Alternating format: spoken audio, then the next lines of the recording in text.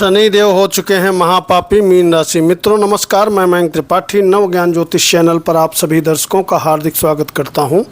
शनि देव वक्री हो चुके हैं और ये प्रेजेंट टाइम पे अपने ही राशि में गोचर कर रहे हैं, यानी कि मीन राशि वालों पर 7.5 तो चल ही रही है। और यहाँ पर जब शनि देव वक्री हो गए हैं तो आपके लिए तो भैया फ़ायदेमंद ज़बरदस्त तरीके से स्थिति बनने जा रही है। पहली चीज़, इनकी जहाँ जहाँ दृष्टियाँ पड़ रही थीं वहाँ इनका दुष्प्रभाव कम होता हुआ सभी मीन राशि वालों को दिखाई पड़ेगा।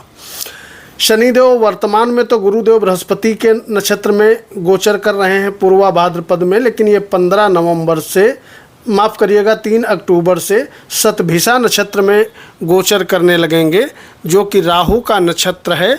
और राहु नैसर्गिक रूप से वैसे भी महापापी ग्रह कहे जाते हैं, और उनके नक्षत्र में जब शनिदेव गोचर करेंगे तो थोड़ा पाप प्रभाव में तो आ ही जाएंगे। लेकिन ध्यान रखिएगा, बहुत ज़्यादा आपके ऊपर दुष्प्रभाव इसलिए नहीं पड़ेगा क्योंकि केंद्र में राहु बैठा है, और राहु बैठा है शुभ राशि में, यानी गुरुदेव बृहस्पति की राशि में।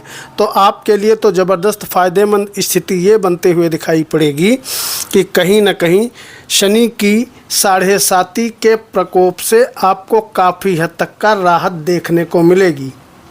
वर्तमान में जब मैं ये वीडियो बना रहा हूँ तो उस समय शनि लगभग 25 डिग्री के हैं और ये 18 डिग्री तक लगभग जाएंगे, यानी कि पूर्ण अवस्था में रहेंगे, जिसके फलस्वरूप जब ये पीछे जाते हुए प्रतीत होंगे 11वें भाव की तरफ, तो इस समय शनि का शुभ प्रभाव आपको पहले तो ये ज़बरदस्त मिलने वाला है कि आर्थिक रूप से आप जो बहुत परेशान चल रहे हैं उसमें कहीं ना कहीं सुधार आता हुआ दिखाई पड़ेगा। इच्छाओं की पूर्ति होते हुए दिखाई पड़ेगी। सोर्स ऑफ इनकम आपकी बढ़ते हुए दिखाई पड़ेगी। यात्राओं के लिए भी गोचर बड़ा सुंदर बना हुआ है। इस समय जो भी जातक यात्रा करना चाहते हैं यात्राएं करें। यात्राएं उनके लिए सफल साबित होंगी। जो लोग देश विदेश जाना चाहते हैं जा सकते हैं, यहाँ पर सुंदर योग बना हुआ है। इसके अलावा वक्रतम का एक प्रभाव ये मिलेगा, जिन मीन राशि वालों के या मीन लग्न वालों के परिवार से मतभेद चल रहे थे, विचार नहीं मिल रहे थे, छोटी छोटी बातों पे तनाव उत्पन्न हो रहा था, वह तनाव दूर होगा।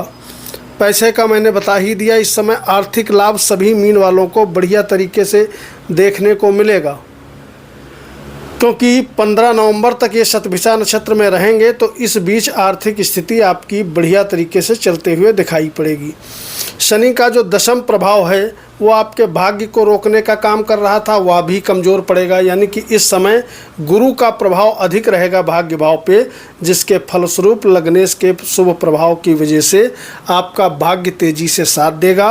और वैवाहिक जीवन में जो अड़चनें आ रही थीं, बाधाएं उत्पन्न हो रही थीं, वैवाहिक जीवन में जिनके तनाव बना हुआ था, वह तनाव धीरे धीरे दूर होता हुआ इस अवधि में दिखाई पड़ेगा। नए विवाह होने के योग बनेंगे। अगर विवाह के योग्य आयु है तो आपकी शादी हो जाएगी। इस तरीके के सुंदर योग बनेंगे। यानी कि ओवरऑल देखें तो शनि का वक्री होना सबसे ज़्यादा मीन राशि वालों के लिए इसलिए फ़ायदेमंद साबित होगा क्योंकि यहाँ पर आपके ऊपर धन भाव पे जो इनकी नीच की दृष्टि है वह उस दृष्टि का प्रभाव थोड़ा कम पड़ेगा, और कहीं ना कहीं लाभ की मात्रा और भाग्य की मात्रा बढ़ते हुए आपको दिखाई पड़ेगी। यानी कि भाग्य भी तेज़ी से साथ देगा और आमदनी भी आपकी तेज़ी से बढ़ते हुए दिखाई पड़ेगी। एक शुभ प्रभाव आपको ये भी दिखाई पड़ेगा, जिन लोगों के दुश्मन बहुत ज़्यादा हैं तो निश्चित तौर पे इस समय वो बाजी मारेंगे। कोर्ट कचहरी वाद विवाद से उनको छुटकारा मिलेगा। कहीं न कहीं आर्थिक, मानसिक, शारीरिक रूप से चारों तरफ से फ़ायदेमंद स्थितियां बनाते हुए दिखाई पड़ेंगे शनिदेव।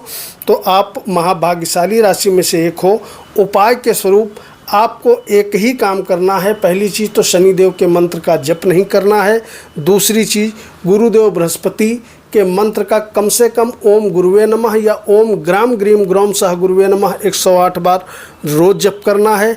तीसरी चीज़, समय निकाल करके वीडियो को लाइक करके कमेंट बॉक्स में अपने इष्ट देवता का नाम ज़रूर लिख दीजिएगा।